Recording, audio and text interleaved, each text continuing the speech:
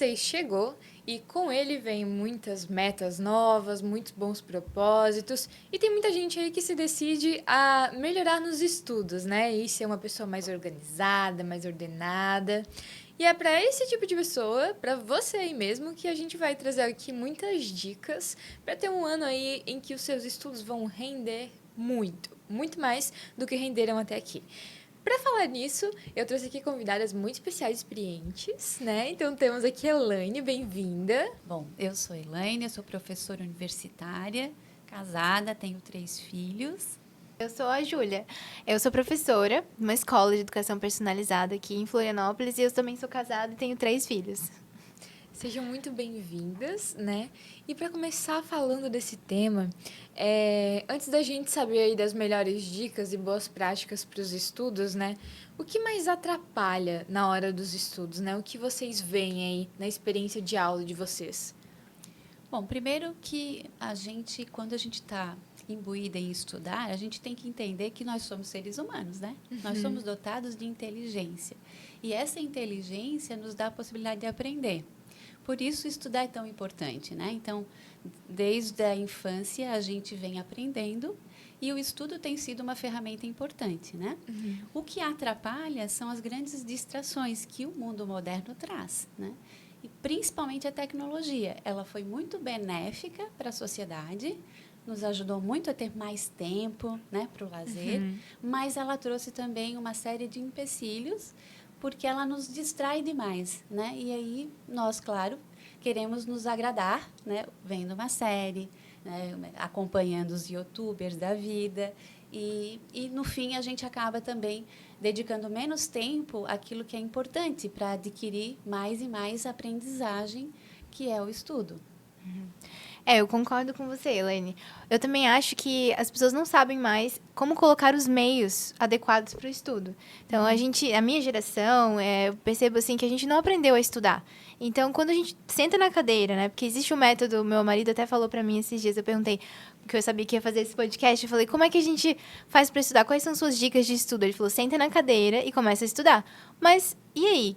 O que a gente faz sentado na cadeira, né? Então, como colocar os meios? Eu vejo que saber os meios adequados é algo que é bem difícil hoje em dia, né? Eu acho que é uma das grandes dificuldades, como estudar. O que eu faço quando eu sento na cadeira e com um livro na mão? Né? Acho que essa é uma das... Só que aí, o que acontece? Eu comecei a procurar eu mesma como colocar esses meios, porque eu não aprendi quando eu era mais nova. Na escola, eu aprendi a fazer prova.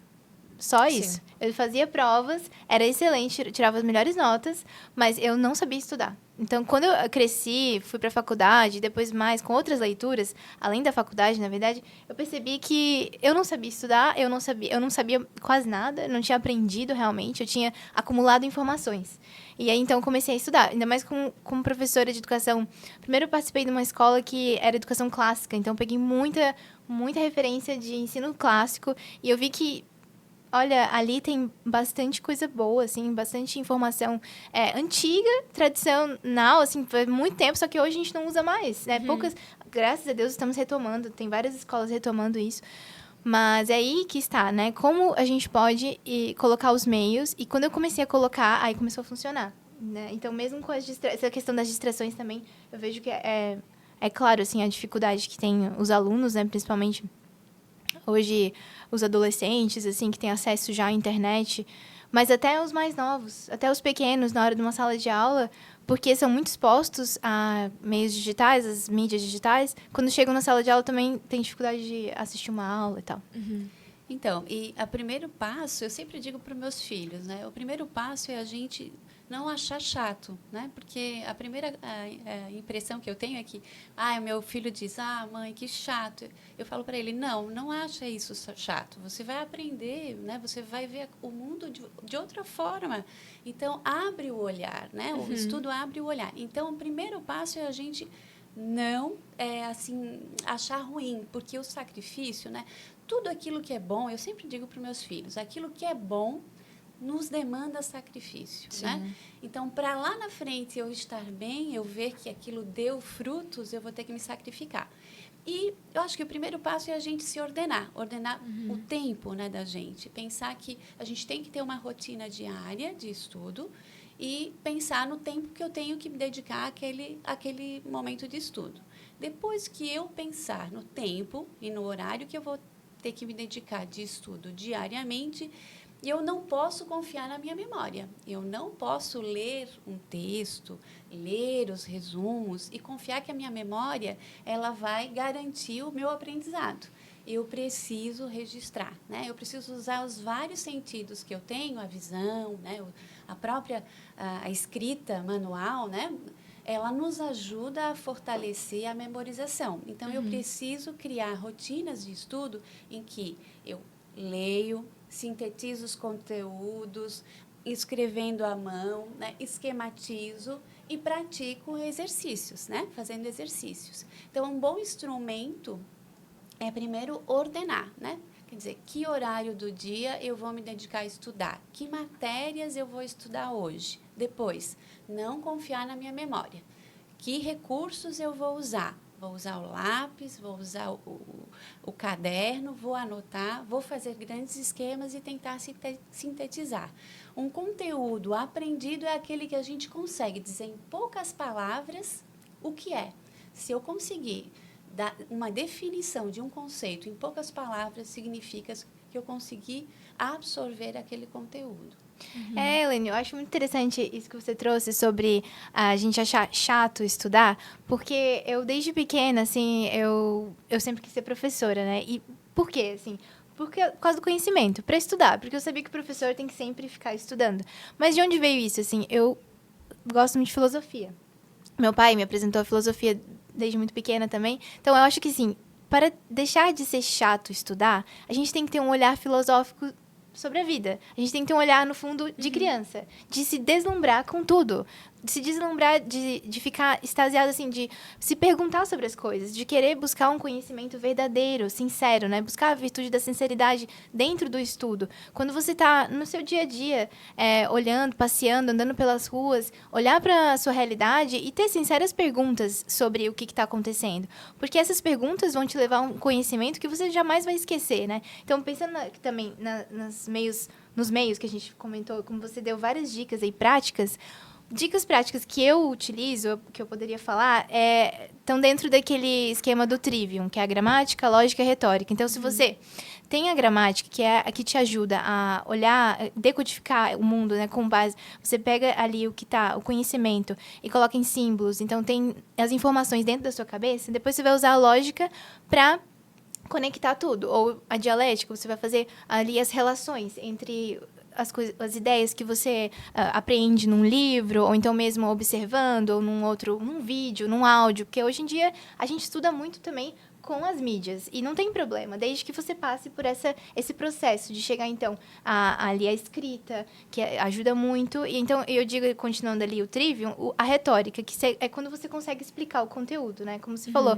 quando a gente consegue dizer o que é que você está estudando, o que é aquilo, de uma forma simples, sintetizada, é porque você realmente absorveu. Então, eu sempre passo por isso, assim, quando eu vejo qualquer coisa. Outra dica, assim, no meu dia a dia, eu peguei essa dica do Guilherme Freire, na verdade, e depois do João Malheiro, que falou a mesma coisa, assim, todos os dias você deve estudar 15 minutos algum assunto da sua área, né? Eu tô falando isso para uma pessoa que já tem uma vida profissional, já tá trabalhando fora, às vezes uma mãe, que nem a gente, no caso, né, tem muitas tarefas, mas, assim, separar 15 minutos para aquele conteúdo da sua área. E aí, pode ser um livro, ótimo, melhor que seja um livro mesmo. Mas se não for possível, um áudio, às vezes tem até lavando a louça na nossa realidade aqui, colocar, mas depois fazer uma narração para si mesmo daquilo que você ouviu, né? Raciocinar sobre aquilo, ou então conversar com alguém sobre aquilo. Isso já vai ajudar a estudar. E tirar conclusões, comentários, né? Eu acho muito legal que as nossas formações no Centro Intermares, a gente costuma olhar ao redor e tá todo mundo com um caderninho. É porque isso, a escrita, ela funciona. Ela funciona pra gente não só entender, absorver, mas memorizar e fixar, né? E trazer aquilo pra nossa realidade, nossa situação. Não só escrever ipsis literis o que a pessoa falou, mas fazer um comentário dentro da sua realidade sobre tudo. Puxa, tô estudando biologia, não tem nada a ver comigo. Tem a ver, né? Procurar trazer pra sua realidade, isso sempre ajuda também. É o que eu costumo fazer. Assim, é o que eu levei pra mim e espero que ajude vocês. Tem um livrinho bem pequenininho assim, é minúsculo mesmo, que é o Opúsculo sobre o modo de aprender, de Hugo de São Vítor, né? E ele fala muito disso também. Então, ele fala que os passos para o aprendizado, assim, para você assimilar alguma coisa, você lê, você vai meditar sobre aquilo, né? Vai ficar pensando, remoendo. Aí você vai contemplar aquilo na sua vida, no seu dia a dia, vai tentar ficar lembrando disso sempre. E você vai dar uma aula sobre isso. Para alguém, para um vídeo, se grava falando isso. E aí depois você realmente vai entender aquilo, porque aí você conseguiu ensinar alguém sobre aquilo que você estudou. Muito E aí destrava, né? Então, aqui já caminhando para o final do nosso podcast, uma última pergunta. Vocês acreditam que a ordem exterior, a ordem da mesa, a ordem da escrivaninha, etc., isso influencia na forma de estudar, na forma de conseguir aprender as coisas que se está vendo?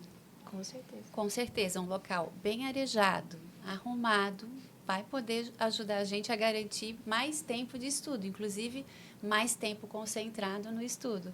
Porque também tem isso, né? Eu não sei o que a Júlia pensa sobre isso, mas às vezes tem dias que eu estou mais concentrada e tem dias que eu estou menos concentrada. Então, Sim. em dias que eu estou menos concentrada, o ambiente vai sim dar o tom. Com certeza. Então, eu preciso ter um local arejado, um local bem ordenado e ele vai me dar mais condições de eu me manter mais tempo estudando.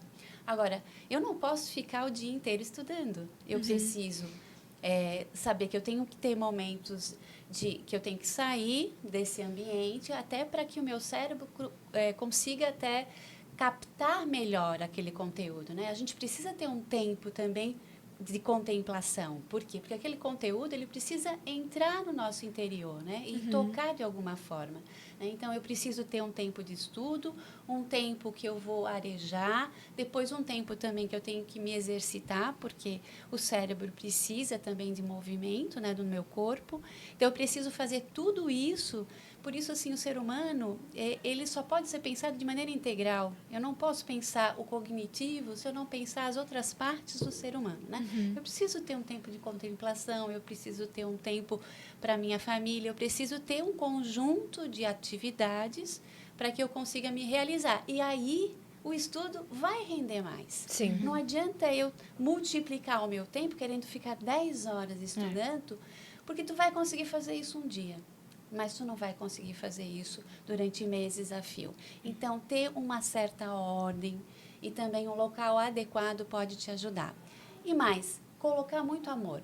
Porque em tudo que fazemos, se colocamos amor, e aí eu faço isso sempre, desde criança, né? A minha família, a minha avó, ela foi assim, muito importante para a minha formação. Então, ela dizia assim para mim, porque ela sabia que eu gostava de estudar. Ela dizia, minha filha, a hora que tu sentar para estudar, tu fala essa frase, Espírito Santo, luz divina, iluminai-me.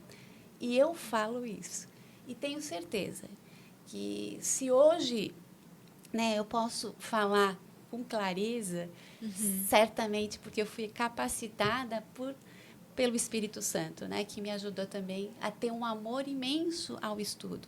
Eu acho que o que falta na nossa sociedade é esse amor, porque somos seres que temos que aprender o tempo inteiro.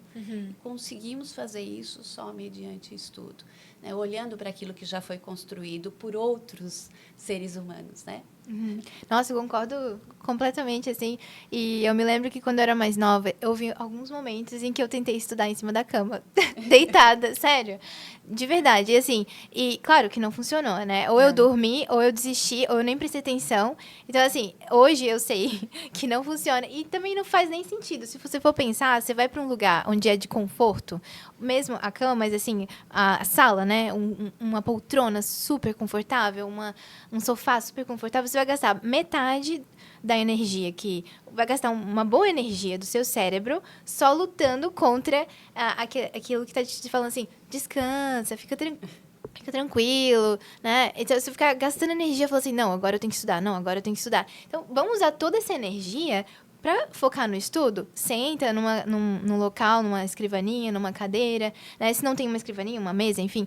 Mas um local que seja separado para aquilo, né? Melhor que seja separado para aquilo. E até meu marido, que é arquiteto, ele fala assim, eu aprendi isso quando me casei, né? A gente tem que colocar a escrivaninha numa posição que fique Primeiro, de frente para a janela, assim, que a janela, a luz do sol, ela venha em direção à sua mesa e não cubra com sombra o que você está escrevendo.